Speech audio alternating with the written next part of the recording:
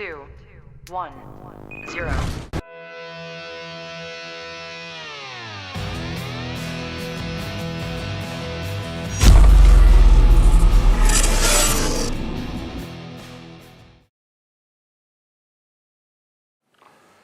Hubba, hubba, hubba, ladies and gentlemen. I hope you're happy and I hope you're healthy wherever you are right now. In fact, I used to say when I was at KCR, the student radio station, I was doing the news, I would sign off by saying, health and happiness to you all.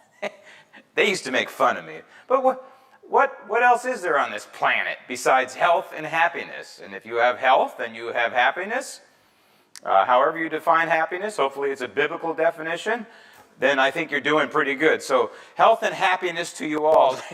That was like a flash. It's one of those things, I don't know, like an acid flashback. Here I am, health and happiness to you all. Oh, by the way, where are the Epstein files? Honest to God, what you learn in doing television is you never tease something that you don't have later in the show. That is a cardinal sin. And speaking of cardinals, you know, the Pope stacked the College of Cardinals with a bunch of radicals, so don't get your hopes up for another Pope John Paul II, Pope John Paul III. It's probably unlikely. But that's a cardinal sin when you tease something. Oh, the Epstein files are coming. Where are they? I'm sorry to keep harping on this, but we also had the president himself, along with Elon Musk, coming out saying, hey, we found something horrible and incredible, and we're going to reveal it next week. Well, it now is, I think, 3 weeks later. I'm not harping on Donald Trump, and you know that I support Donald Trump, but never make a promise you don't deliver. This is parenting 101, right? Never make a promise as a parent, whether it's a good thing or a bad thing, a threat, that you don't deliver on. Like, I'm going to spank you if you jump on the sofa with your shoes on one more time. And they jump on the sofa with their shoes on. If you don't spank them, you're toast. And we don't want that to happen. And so I'm on the sidelines. I'm cheering, okay? I'm not part of this administration, but I'm cheering them on, but we also have to admit when we got tackled for a loss, okay? So where are the Epstein files, and where is this horrible, incredible event? Okay, I can move on. I'm really struggling with what is going on or not going on with Congress, and these activist judges in particular, but everything that Donald Trump is doing. Donald Trump is taking a proverbial shotgun, and he is blowing holes in government. Holes that should have been blown open. There never should have been a target there in the first place. Government, as we all know, has grown, and it grows every year. The budgets grow, and it keeps growing, and government does, and that's the last thing the framers of the Constitution wanted. But I'm struggling about what to do with this Congress, exactly. How do we, as Americans, address this lack of sense of urgency and lack of dovetailing with what the Trump administration is doing? Because everything the Trump administration is doing is wonderful, and it's great, but it's all temporary. An executive order, in many cases, is guidance. Somebody was struck. I was in a meeting last night, and someone was trying to define what an executive order is. It's effectively guidance, because we all know, per the Constitution, a president of the United States cannot write legislation from the Oval Office. Doesn't mean it hasn't been done. It has. But executive orders can be undone by the next president. So I keep saying, President Newsom, I know that sends chills down your spine, but President Newsom can go, that's it, it's undone. Congress is running out of time. Okay, that's just the truth here, ladies and gentlemen. Congress is running out of time to do its sworn constitutional and conservative duty, and that is to codify permanently, I would say, everything Donald Trump is doing. Everything. But if you want to just pick off a few, how about the Department of Education? How about this talk of eliminating ATF, alcohol, tobacco, and firearms? We don't need ATF. Are you gonna have a problem tomorrow if the ATF doesn't exist? Of course not. And why are so many on the left so quiet about the Department of Education going away? You ever thought about that? They're not screaming up and down like you thought they would, huh? Maybe they're figuring out, wait a minute, you know, this actually, California's thinking, well, maybe this is going to mean that we have more dollars that we can radicalize our young people with locally, and then we don't have to beg the federal government for dollars to radicalize our young people. It's a fascinating time. It's a fascinating time. I will get to more about Congress in a moment, but this program has always been, in its different forms, has always been about being informative, entertaining, but also educational. And I'm kind of stuck on this one in terms of how to address the lack of action by this Republican-led Congress, and in particular, this Speaker of the House, who is just the wrong guy at the wrong time, okay? Donald Trump has got a lot of fire under this guy, because there is no fire under this guy. You know, he caves to this dummy Republican in Florida, what's her name, Luna, who passes this policy for the House of Representatives that people can vote remotely. You know, this should never happen, but it happened. And the Republicans who signed on to that are out of their minds. This is like vote by mail. Okay, so, but if I'm Speaker Johnson, I'll say, okay, I got, I was going to use a bad word there, but I'm going to use a G-rated word. I blew it on that one. But now I'm going to use this tool to my advantage. And so let's vote right now on impeaching this judge, this ex-judge that's out of control.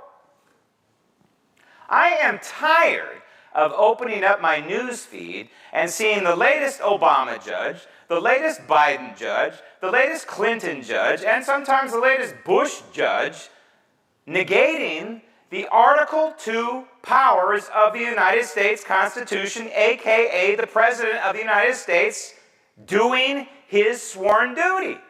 This is not what these judges are supposed to be doing. They're supposed to look at something and say, yep, that's constitutional, yep, that's lawful, or it's not. That's all.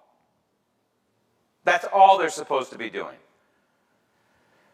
One of these, I think it's an Obama. I hate using that modifier, by the way, because federal judges ought to be federal judges. They shouldn't be a modifier of a Clinton judge or an Obama judge or a Biden judge or a Trump judge. They ought to just be a judge. But that's where we are. So you have one of these judges that's appointed by one of the Marxists we've had in the Oval Office, saying that he's going to appoint a special prosecutor if Donald Trump and the Team Trump doesn't come up with the paperwork and the answers to his demands on, I think it's an immigration issue. I've lost track, to be honest with you. There are so many judges firing off so many injunctions, I don't even know where we are. You know, on the one hand, we have the president enforcing the law, deporting illegals, and then on the other hand, we have these judges saying they have due process rights. Well, I don't care what anybody says. And I see people out there misquoting Sam Alito, Antonin Scalia on this one, that illegals have due process rights. I do not believe that if Scalia were here right now, he would say, no, that's not what I meant. That's taken out of context. I know that's what they're doing. There's no way Scalia would say, there's 20 million illegals in this country. Every single one of those illegals has a due process right, a right to their moment in court. Are you kidding me? Are you kidding me? But the basic fact is, if you're not under the jurisdiction of the United States, therefore you're not a citizen. If you're not a citizen, I'm not even saying you're illegal or not, okay? If you're not under the jurisdiction of the United States, how in the world can you have United States rights? Does that mean somebody in Ghana has constitutional rights even though they're in Ghana? That doesn't make any sense. If you are an American citizen and you go to Thailand, you still have your constitutional rights. They travel with you. So you telling me that this is the kind of logic that you have to think this through. If all 20 million illegals have our constitutional rights, even though they're illegals, if these illegals have our constitution, that means that that dude down in El Salvador, the gangbanger, the illegal who was deported, he has constitutional rights. You got to be kidding me. Does that make any sense to you, ladies and gentlemen? Of course not. So if I was Pam Bondi, and I ask you again, are you impressed with Pam Bondi? Maybe you are. If I was Pam Bondi and DOJ, I would walk into court, all of these judges, and I would say, Federalist 78, okay? That's what we call a tease in broadcasting, because I'm going to tell you what Federalist 78 is all about. Now, I'm not going to drop the ball, okay? I'm not going to forget about Federalist 78, so don't worry. But viewer mail real quick. And by the way, if you want to get a hold of me, it's grahamledger411@gmail.com, grahamledger411@gmail.com. Also, you can chat at me here on YouTube, where we are going live with millions of viewers at the moment. So please say hi to me. Please tell me my hair looks great. Please tell me my lighting is perfect. Please tell me you like the Emmy Awards over my left shoulder. Anything. Just tell me you have a pulse. I just want to hear from you. This is viewer mail. This email comes to us from Chuck. My question is the same, really. And the question is, where is Congress? Where is Congress? Where is Congress? I'm going to answer that in a moment, too. Where is Congress? But we're talking physically and philosophically. Where is Congress? Where's Speaker Johnson? He's such a moral man. He's the wrong dude at the wrong time. Period. We need somebody at least like Newt Gingrich in there. So Chuck says the same thing. This email from Richard: thank you, sir. You're a true American patriot. The majority of American citizens trust our great President Trump and gave him the mandate to run this country for us, not a handful of activist bench warmers whom nobody voted for. That's from Richard. Sounds like me. They're activist lawyers dressed in black robes. And they're going way beyond their mandate. And they need to be held accountable. The only way that our Constitution allows them to be held accountable. And that's the United States Congress. Article 3 creates the Supreme Court. All inferior courts, that is, all courts beneath the Supreme Court, federal courts, are the domain of the United States Congress. Therefore, these federal court judges work for the United States Congress. Who controls the United States House of Representatives and the United States Senate right now? That would be the Republican Party, Graham. Oh, really? It doesn't seem like it.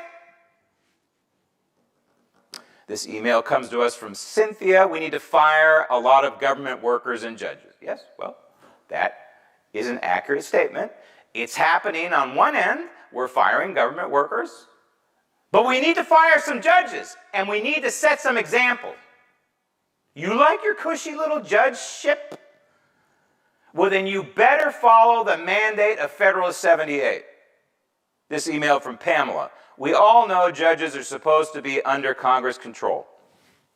What can be done about moving this do-nothing Congress to get off their lazy butts and do their jobs? That's from Pamela. Well,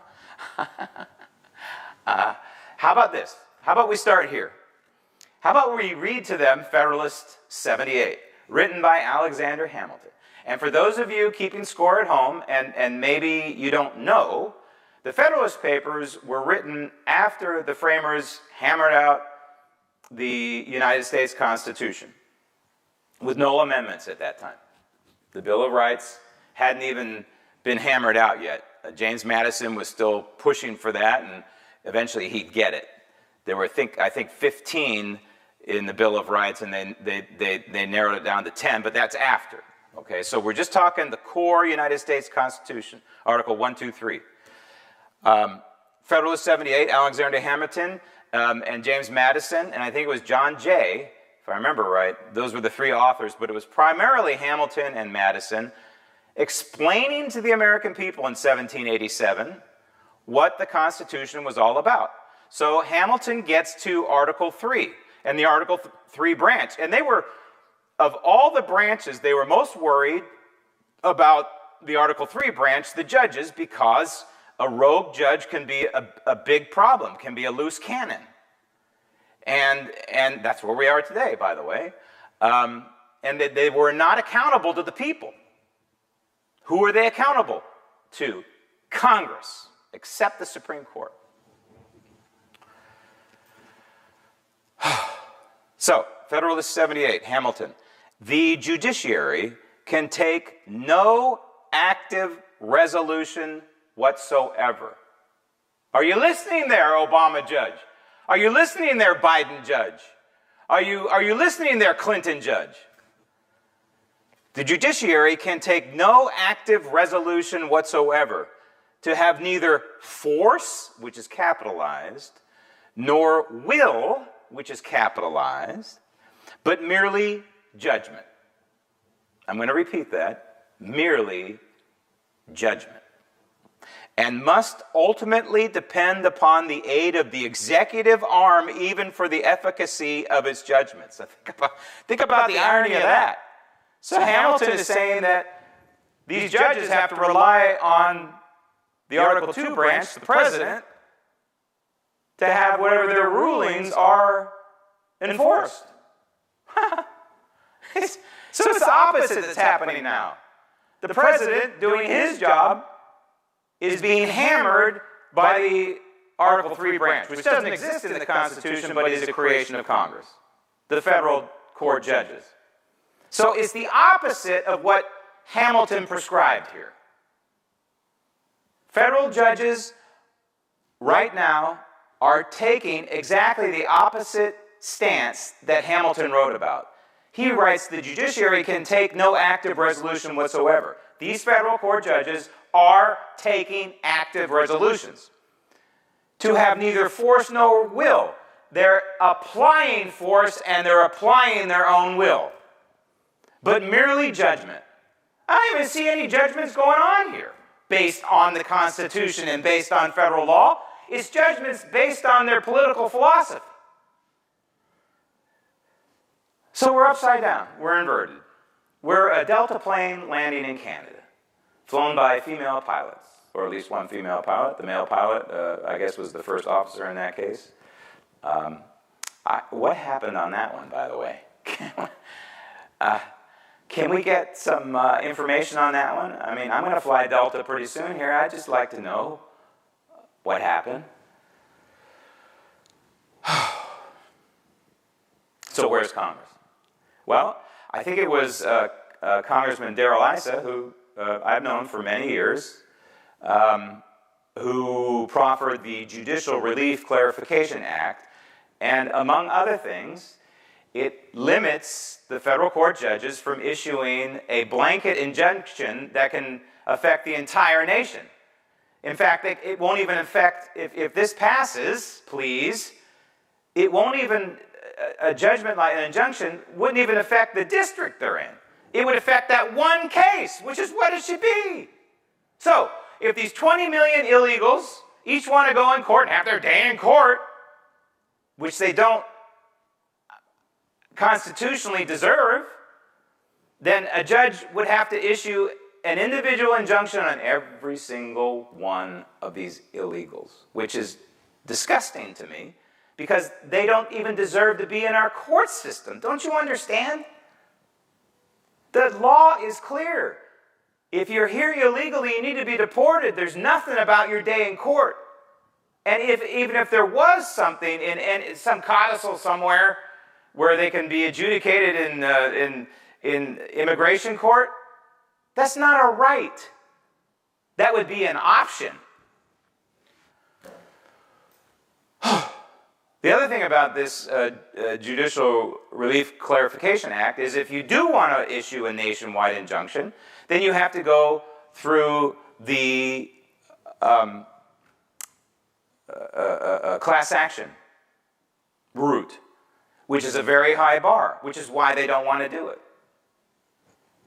But it makes sense, right? If you want to issue a nationwide ruling, you've got to do a class action, what we do in civil court. So why would these people, the El Salvadorian man who's from Maryland, you know, the mainstream media reporting the Maryland man that's now in El Salvador. I mean, it's comical. It's absolutely comical. So what do we do? You know, I'm at that meeting last night that I referred to. People say, you know, call your representatives, and yeah, you can do that. But you know what? These people don't care about you. They don't care about you. The only thing these representatives these days care about is a threat. And I'm not talking bodily threat. I'm not talking going down there and causing physical harm, okay? But the kind of threat that is a threat to their existence politically, to their cushy little job, in their cushy little domain that they have set up, that's the kind of threat they respond to. So how do we impose that on members in Congress? I don't know. I really don't know. I hate going on TV and saying I don't know. But I don't know. Yeah, primary them. Recall election. I mean, all these take time. We don't have time. We have about 12 months, maybe less. You know, the re-election cycle is already underway. I saw just the other day some ding-dong in my district, the congressman, already holding a fundraiser. Yeah, I mean, it's obscene. This is why we need term limits, okay? Don't argue with me on that one. We just need one and you're done, okay? But I will tell you, as Martin Luther King Jr. said, we have a moral obligation to resist or disobey unjust laws. Well, we have a moral obligation to resist or disobey unjust justices. I believe that as a Christian. Because if someone is doing something wrong, whether they're wearing a black robe or a sailor cap, they need to be held accountable, and you need to stand up to them. And the Bible says it too, more or less. In Psalms 94:23, God turns back their evil. This is talking about judges from what I have deciphered, okay? This is not just render to Caesar what is Caesar's, but this is talking about judges. God turns back their evil upon them and destroys them for their wickedness. Surely the Lord our God will destroy them. Okay, so we have that to look forward to. In the meantime, we're suffering. So the Bible says they are wicked and they are wrong and that God will get them. But in the meantime, what do? Well, I think we do what Martin Luther King Jr. pointed out, and the Bible points out. Yeah, Martin Luther King Jr. didn't just make that up, but it's either written specifically in the Bible or you can read it between the lines. And it's okay to read things between the lines. The United States Constitution doesn't talk about freedom of movement specifically. It talks about freedom in general. But if you limit somebody's movement, like they're doing in California, you are necessarily truncating their constitutional rights, their constitutional freedom. Think about it. If you're not able to move out of California because there's no gasoline and there's no electricity to power your electric car, this is what I keep warning my friends in California. That's where they're hurtling to. Oh, we're staying behind to fight the good fight. You're on the Titanic, the political Titanic. And there are some lifeboats still available. But there's going to be a point on that political Titanic where there ain't no lifeboats. It's going to happen. Is it going to happen in our lifetime? It might. You know, that mandate, that electric car mandate, I think they keep pushing it back, but it's still out there. is still out there. So where's Congress? Well, I hate to tell you that Congress right now is on vacation. And they're not going to be back into the office. They haven't been in the office for a week, and they're not going to be back until, I think, next Monday.